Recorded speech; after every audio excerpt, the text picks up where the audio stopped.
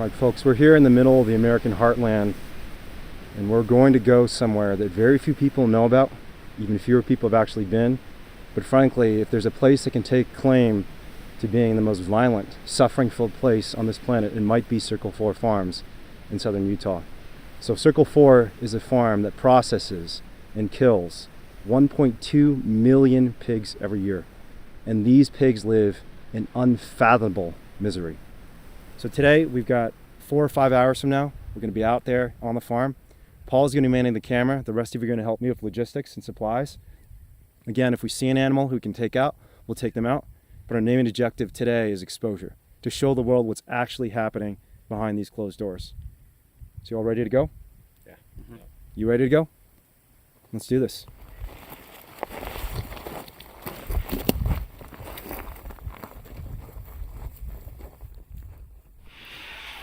All right, folks, we're about to head into Circle 4. This is the heart of evil. You can already hear the screams of the mother pigs inside. They're cramped, they're suffering, and we're going to try and expose what's actually happening inside. You guys ready to go? Mm-hmm. Let's get our lights on.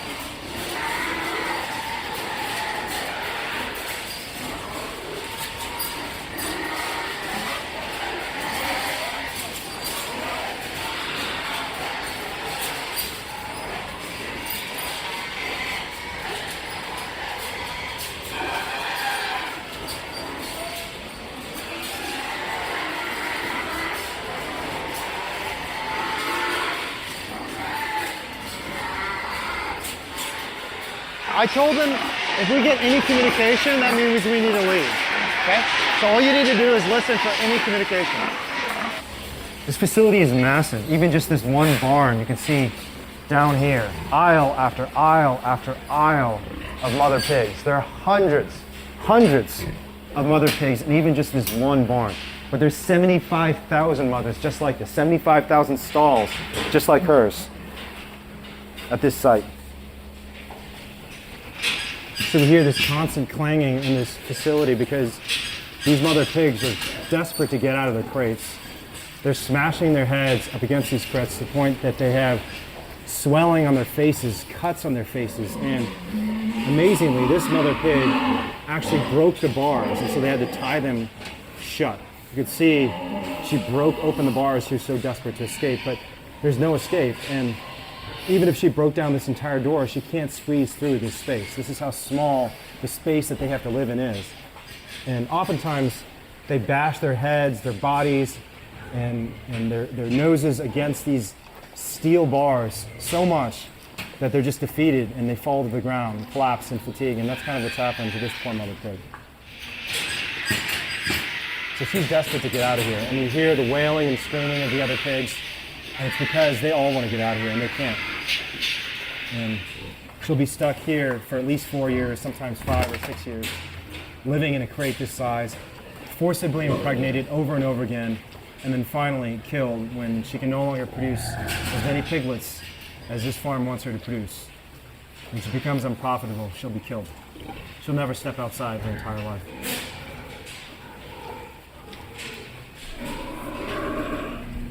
So this is a farrowing crate. This mother pig was taken from a gestation crate facility to here to give birth. She's going to be with her kids for 3 weeks, and then they're all going to be taken away from her and soon sent off to slaughter. And as you can see here, there's a mess of dead piglets everywhere. Some of these piglets are stillborn. That piglet was probably crushed to death or starved to death, and the most common forms of death in farrowing facilities are blunt force trauma from being crushed by confinement and starvation. As you can see, the piglets are constantly fighting for access to nipples, and if they don't get enough food, they fall behind, they starve to death, and they die. So mothers obviously suffer immensely too because they have to give birth over and over again, and you can see all the blood and pus and infection And all this is going into our babies, all of this is going into our food system. This violence and suffering is going into every bite of bacon that's served at a restaurant near you.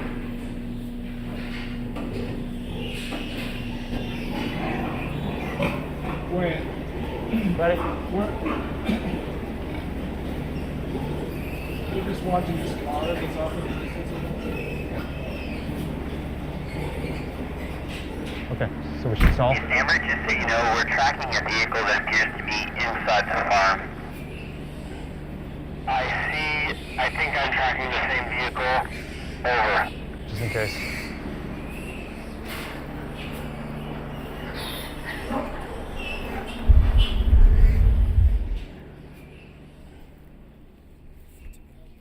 It turned left towards us. Towards us? Okay, let's go. Let's go. Come on.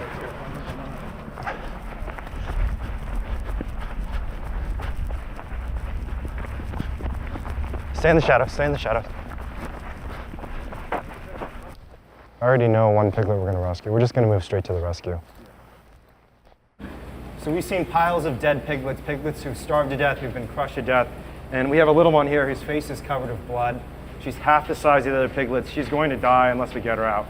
Her mother's nipples have been cut and are so overused that they're bleeding, and you can't even get milk out of them. Her children are literally drinking blood to survive. And this little piglet in the corner here, her face is covered in blood and she's down on the ground. She's not going to make it, and so we're going to take her out. We're going to give her the medical care she deserves, and then we're going to take her to sanctuary, and hopefully she survives.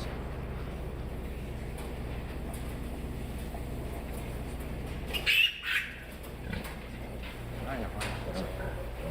It's scary, I know. We're just going to go through here, sweetheart, and pass you to Andrew. All right, Andrew, be real careful. Bring her in. Support her weight. Let's walk out. And you can see this tiny one right here getting kicked around. The little ones just don't get enough nutrition, and eventually they fall to the ground and starve to death. So when we see a little runt like this who's going to get thumped, she's going to be killed by the industry, she's going to be thrown into a landfill, we try to give them some help, and that's what we're going to do today.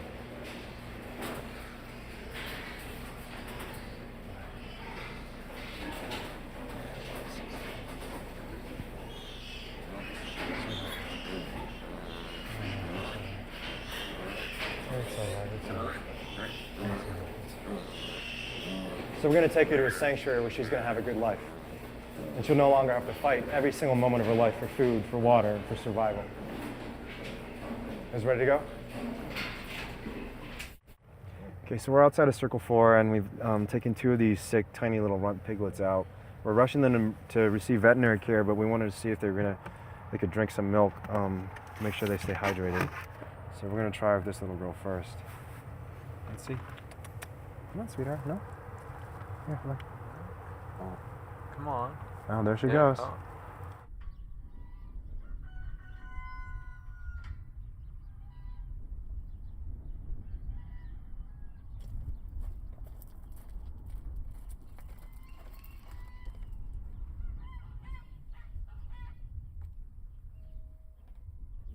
When you're in a movement where you're dealing with so much suffering and violence, it's so important to have that beautiful, positive vision. We need movements that inspire us to be our best selves, that don't just allow us to wallow in our depression, because there are a lot of things to be depressed about, but inspire us to change the world for the better. And this is why when we do our investigations, we always rescue at least one animal, and often many more than one animal, because we know that positive vision, that hopeful story of an animal who goes through redemption, goes through recovery, and is able to stand again and lives a happy life on a sanctuary is so important. If you don't have that positive vision, we're all going to burn out very quickly. We have to see that, hey, we're doing this not just because of what we hate, but because of what we love, because we believe there's something so beautiful, so great, so inspiring. God, what else would I do with my life than fight for this? I want this. I need this. I care about this. I believe in this. And the more people who see that positive vision, the more people are going to draw into the movement. So if you are moved by what you saw today, please share this story.